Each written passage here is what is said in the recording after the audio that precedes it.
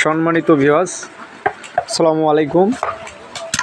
দেশ ও দেশের বাইরে থেকে যারা আমাদের প্রতিবেদনটা দেখতেছেন তাদের কাছে আমাদের ছোট্ট একটু রিকোয়েস্ট থাকবে, আমার ভিডিওটা দেখার শেষে যদি ভালো লাগে তাহলে অবশ্যই আমার চ্যানেলটা সাবস্ক্রাইব করতে ভুলবেন না এবং ভিউ অবশ্যই দিবেন, যাতে আমি আপনাদেরকে এরকম নিত্য নতুন ভিডিওগুলো প্রতিদিন এই নতুন আপডেটগুলো আপনাদের দিতে পারি এবং দেখাইতে পারি।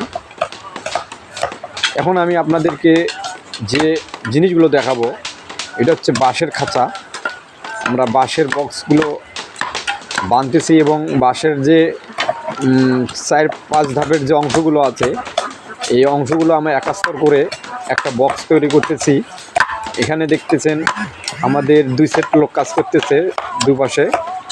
তো আমরা এখানে অনেকগুলো মুরগির কাজ করতেছি, আর পাশাপাশি ভিডিওর ভেতরেতে আরও একটা ভিডিও দেখা যাচ্ছে, ওখানে আমরা তার কাটা মারতেছি এবং কি ওই কাজেই এর বাকি অংশগুলো এদিকে আমরা ফিটিং করতেছি।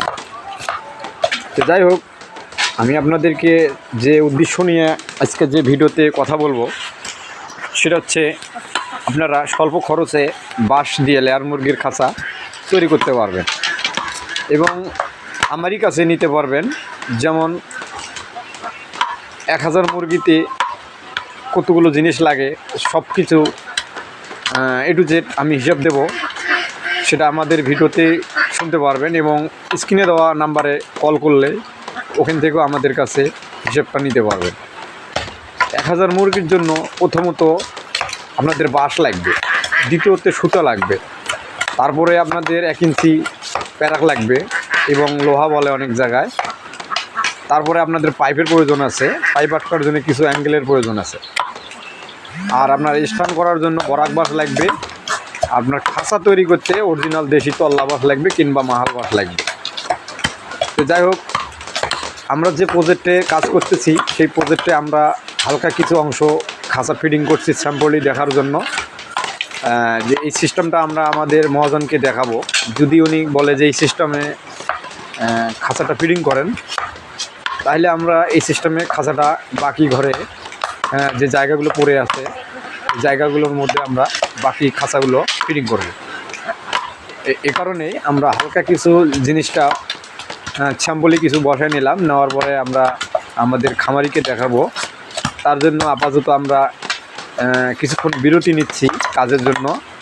আমরা এখন কিছু চা পানি খাবো, খাওয়ার পরে আবার কাজে জয়েন করব। এর মাধ্যমে আমাদের মহাজন আসবে, উনি আসি আমাদের যে হালকা কিছু করলাম এই কাজটা একটু দেখবে, যদি ওনার পছন্দ তাহলে আমরা ওই সিস্টেমে বাকি কাজগুলো করব।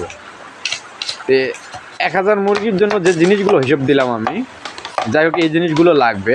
আর দ্বিতীয়ত হচ্ছে মিস্ত্রির জন্য থাকা খাওয়া ব্যবস্থা করতে হবে।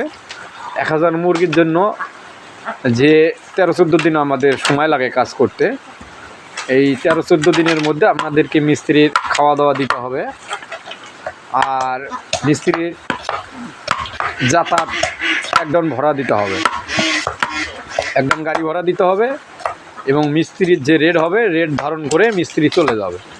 রেটের কথা আমি আপনাদেরকে ভিডিওতে বললাম না, জাস্ট আমাদের এক এক জায়গার এক একটা রেট ধারণ হয়, সেটা আমি আপনাদেরকে আবারও বোঝাই বলতেছি।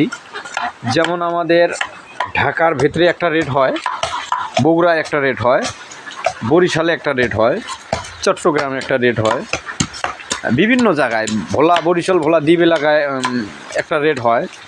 এই কারণে আমি রেটটা আপনার স্ক্রিনের উপরে যে আছে আমি লিখলামও না এবং তুলিও ধরলাম না, ভয়েসের মাধ্যমে।